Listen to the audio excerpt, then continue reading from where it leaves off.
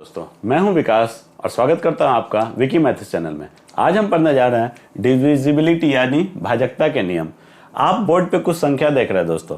अब अगर मैं आपसे ये पूछ दूं कि इनमें से कौन सी संख्या 10 से कटती है तो आप मुझे आसानी से बता देंगे कि ये और ये तीनों संख्या 10 से कटती है दोस्तों। क्या आपने कभी ऐसा सोचा है कि आप इतनी आसानी से कैसे बता पा रहे हैं कि ये तीनों संख्या 10 से कटेंगी और ये नहीं कटेगी दोस्तों?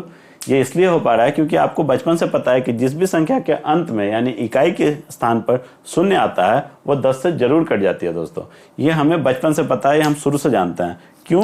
क्योंकि अगर मैं इसके नीचे 10 लिख दूं तो शून्य से शून्य कट जाता है दोस्तों, इसलिए ये बात हमें पता है। मगर क्या आप ऐसा ही दूसरी संख्याओं के बारे में कह सकते हैं? क्या मैं आपसे पूछूं कि 3 से कौन सी संख्या कटेगी, 9 से कौन सी कटेगी, तो क्या आप इसी तेजी से बता सकते हैं? शायद नहीं। तो चलिए इस वीडियो के माध्यम से आज हम जानने की कोशिश करते हैं कि कौन सी संख्याएं किस संख्याओं को काटती है दोस्तों। ठीक है, तो चलिए दोस्तों शुरू करते हैं आज का ये वीडियो और हम स्टार्ट करेंगे बेसिक से। तो 10 का हमने जान लिया दोस्तों। 10 का नियम यह है कि इकाई के स्थान पे शून्य होना चाहिए, वो सारी संख्या कट जाएगी दोस्तों। ठीक है, अब 5 से कौन सी संख्या कटेगी ये तो हमने 10 का देख लिया दोस्तों। 5 से काटने के लिए हमें इकाई के स्थान पे यानी कि यूनिट प्लेस पे दोस्तों या तो शून्य होना चाहिए या फिर 5 होना चाहिए। यूनिट प्लेस पे दोस्तों इकाई के स्थान पे या तो शून्य होना चाहिए या 5 होना चाहिए दोस्तों। तो जैसे अगर हमसे पूछा जाए कि क्या 25 5 से कटता है, बिल्कुल कटता है दोस्तों क्योंकि इसके अंत में 5 है। क्या 125 5 से कटता है? बिल्कुल कटता है दोस्तों क्योंकि इसके अंत में 5 है। क्या 320 5 से कटेगा? बिल्कुल कटेगा दोस्तों क्योंकि इसके अंत में शून्य है। क्या 105 से कटता है दोस्तों? बिल्कुल कटता है क्योंकि इसके अंत में शून्य है। अब मैं कितनी भी बड़ी संख्या लिख दूं दोस्तों, कितनी भी बड़ी संख्या लिख दूं, आपको पूरी संख्या नहीं देखनी है दोस्तों, सिर्फ इसका इकाई का स्थान देखना है। अगर इसके इकाई के स्थान पे या तो 5 या फिर शून्य आता हो तो फिर यह संख्या 5 से कट जाएगी दोस्तों। ठीक है, तो अगर इसके इकाई स्थान पे 5 या शून्य आए तो फिर यह संख्या 5 से जरूर कट जाएगी दोस्तों। बस इतना आसान सा नियम है 5 से किसी भी संख्या के भाजकता का चेक करने के लिए दोस्तों। ठीक है, तो डिविजिबिलिटी चेक हो गई हमारी। कोई भी संख्या 5 से कट जाएगी अगर उसके इकाई स्थान पर शून्य या 5 आता हो दोस्तों। अब इसको थोड़ा आगे बढ़ाते हैं दोस्तों। अब अगर आपसे पूछा जाए कि कौन सी संख्या 2 से कटती है दोस्तों, तो 2 से हर वो संख्या कटेगी जिसके अंत में यानी जिसके इकाई स्थान पे कोई ऐसी संख्या आए जो कि 2 का गुणनफल हो, यानी 2 4 6 8 या अगर शून्य आए तो फिर वो संख्या 2 से कट जाएगी दोस्तों। चलिए देखते हैं। 12 क्या ये 2 से कटता है? बिल्कुल कटता है दोस्तों। 74 क्या ये 2 से कटेगा? बिल्कुल कटेगा दोस्तों। 36 क्या ये 2 से कटेगा? बिल्कुल कटेगा दोस्तों। 48 क्या ये 2 से कटेगा? बिल्कुल कटेगा दोस्तों। 50 क्या ये 2 से कटेगा? बिल्कुल कटेगा दोस्तों। लेकिन अगर मैं आपके सामने लिख दूं 11, इसके अंत में 2 नहीं आता है दोस्तों, इसके अंत में कोई विषम संख्या आ रही है, यानी अगर इसके अंत में 1 3 5 7 या 9 आए तो फिर वो 2 से नहीं कटेगा दोस्तों, चाहे वो कोई भी संख्या हो। 101 2 से नहीं कटेगा दोस्तों। 763 2 से नहीं कटेगा दोस्तों। कोई भी संख्या लिख दूं दोस्तों, कितना भी बड़ा लिख दूं, अगर उसके इकाई स्थान पे कोई विषम संख्या आ गई तो वो 2 से नहीं कटेगी। देखिए कितना आसान है दोस्तों, बस इतना ही आसान है और कुछ भी नहीं करना है दोस्तों। 2 से काटने के लिए हमें चेक करना है कि उसके इकाई के स्थान पे कोई ऐसी संख्या है जो 2 से कट जाए। तो मान लीजिए परीक्षा में आपसे पूछा गया कि क्या यह संख्या 2 से कटेगी, आपको बस देखना है इसके इकाई के स्थान पे क्या है। इकाई के स्थान पे हम देख रहे हैं दोस्तों 3 है। क्या 3 2 से कटता है? नहीं कटता है क्योंकि 3 एक विषम संख्या है। तो हम आसानी से बता सकते हैं कि ये 2 से नहीं कटेगा, 2 से नहीं कटेगा दोस्तों। मगर अगर हमें कोई दूसरा प्रश्न मिल जाता, मान लीजिए प्रश्न ये होता कि क्या ये संख्या 2 से कटेगी, तो हाँ इसके अंत में शून्य है तो ये 2 से जरूर कटेगी दोस्तों। ठीक है, चलिए दोस्तों आगे बढ़ते हैं। तो हमने सीख लिया 10 से कौन सी संख्या कटेगी, 5 से कौन सी कटेगी और 2 से कौन सी कटेगी। 10 से काटने के लिए हमें सिर्फ एक ही लॉजिक याद रखना है कि इकाई पे शून्य आना चाहिए। 5 से कटने के लिए 0 या 5 और 2 से कटने के लिए दोस्तों 2 का गुणनफल, इकाई स्थान पे 2 4 6 8 या 0 दोस्तों। अब थोड़ा सा आगे बढ़ते हैं दोस्तों।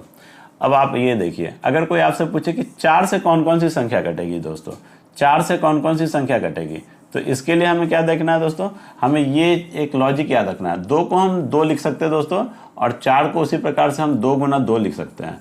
तो 2 के लिए हमने सिर्फ एक इकाई स्थान वाला यानी कि दाहिने तरफ से सिर्फ एक संख्या देखी थी, लेकिन 4 के लिए हमें 2 संख्याओं को देखना है। अगर ये नहीं समझ में आ रहा है तो कोई बात नहीं दोस्तों, अभी मैं लिखूंगा तो आपको समझ में आ जाएगा।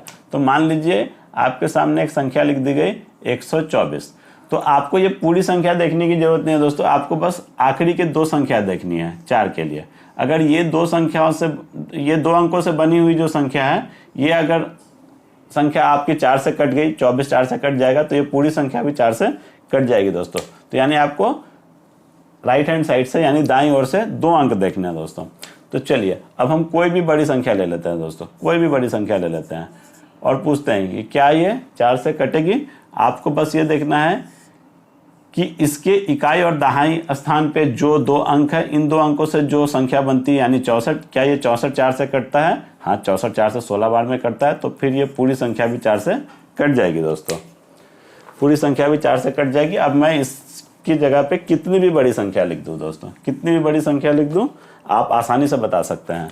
तो मैं मान लीजिए परीक्षा में आपसे पूछा गया कि क्या ये संख्या 4 से कट जाएगी। आपको ये पूरे को 4 से काटने की जरूरत नहीं है दोस्तों, बस आपको ये देखना है कि क्या 84 4 से कटता है। बिल्कुल कटता है, 4 दूनी 8, 4 का 4।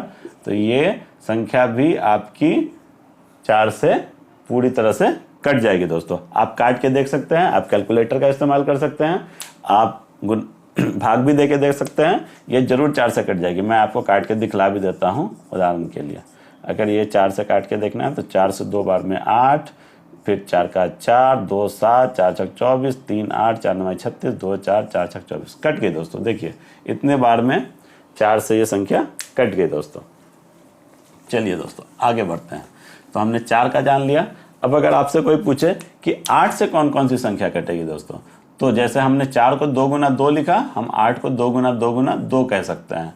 इसका मतलब हुआ कि हमें दाहिनी ओर से 3 अंक देखने हैं दोस्तों, हमें दाहिनी ओर से 3 अंक देखने हैं, ये डिटरमाइन करने के लिए, ये जानने के लिए कि 8 से कौन कौन सी संख्या कटेगी दोस्तों।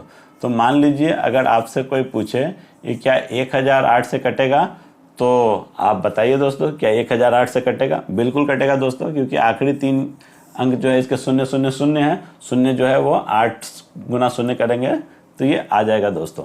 ठीक है, अब कोई और एग्जाम्पल ले लेते हैं। मान लीजिए हमने एग्जाम्पल लिया, मान लीजिए हमारा एग्जाम्पल ये था दोस्तों। अब आप बताइए क्या ये 8 से कटेगा? तो ये 8 से, देख लीजिए दोस्तों, क्या ये 8 से कटेगा? नहीं कटेगा दोस्तों। मैं अगर इसको 8 से काटूं 524 को, तो 524 8 से नहीं कटता है। 8 6 48, 4 4 नहीं कटा दोस्तों, ये नहीं कटा दोस्तों। ठीक है लेकिन अगर हम दूसरी संख्या ले ले दोस्तों,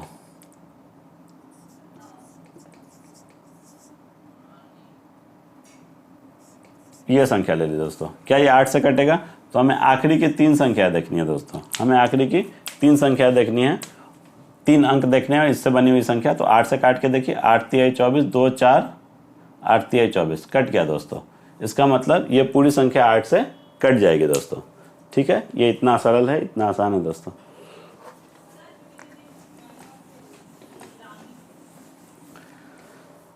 अब अगर हमें 16 से पूछा जाए तो भी कुछ नहीं करना है दोस्तों, फिर हमें 4 अंक देखने होंगे। हालांकि 16 से कभी एग्जाम में आपसे जल्दी पूछेंगे नहीं, क्योंकि ये बहुत बड़ा हो जाएगा दोस्तों। ठीक है, मगर आप आखिरी के 4 अंकों से 16 भी पता कर सकते हैं।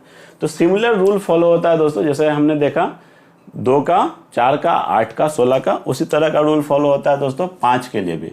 तो हम बोल सकते हैं कि 5, जैसे 5 के लिए हम आखिरी के 1 अंक के लिए देखते हैं कि वो संख्या 5 या 0 है या नहीं। तो इसी तरह से हमें देखना है, अगर कोई 25 के लिए बोल रहे हैं तो हमें देखना है कि आखिरी की जो 2 संख्या है, 2 अंक से बनी हुई संख्या है, वो 25 से कटेगी या नहीं। 125 के लिए हमें आखिरी के 3 अंकों से बनी हुई संख्या को देखना है दोस्तों। तो चलिए दोस्त देखते हैं। तो मान लीजिए हमसे पूछा जाए कि क्या ये संख्या 25 से कटेगी या नहीं। तो हम देख लेते हैं दोस्तों कि इसके आखिर के 2 अंकों से बनी हुई जो संख्या है ये 25 से कटती है या नहीं। 75 कट जाता है दोस्तों, तो फिर ये पूरी संख्या भी 25 से कट जाएगी दोस्तों, ये पूरी संख्या भी 25 से कट जाएगी। हम कितनी भी बड़ी संख्या ले लें दोस्तों, कितनी भी बड़ी संख्या ले लें, अगर आखिर के 2 अंकों से बना हुआ जो नंबर है, जो संख्या है, वो अगर 25 से कट जाएगा तो फिर ये 25 से ज़रूर कट जाएगा दोस्तों। ठीक है, और 125 के लिए हमें आखिरी के 3 अंकों का देखना होगा। जैसे अगर ये हमारा सवाल है तो ये हमारा 125 से भी कट जाएगा दोस्तों, क्योंकि 125 से 250 कट जा रहा है।